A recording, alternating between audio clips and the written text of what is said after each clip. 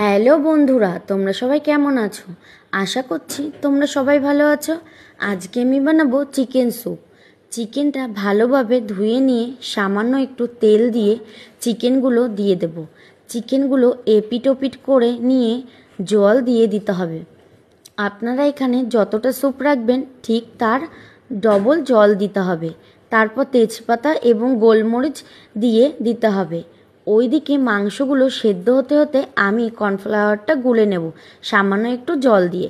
এরপর কড়াইটা গরম করে পরিমাণ মতো তেল দিয়ে তাতে রসুন কুচি, আদা কুচি, বিন, গাজর এগুলো সব হালকা ভেজে নিয়ে যেই মাংসগুলো সেদ্ধ করেছিলাম সেটার জল দিয়ে দিতে হবে।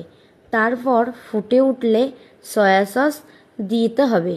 আর হ্যাঁ, আমার এখানে সয়া সসটা একটু বেশি পড়ে গেছে বলে একটু কালো কালো লাগছে।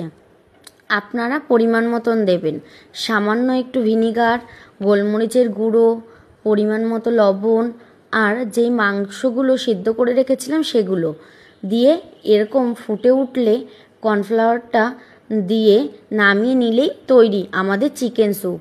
আপনারা অবশ্যই কমেন্ট করে জানাবেন ভিডিওটা কেমন হয়েছে।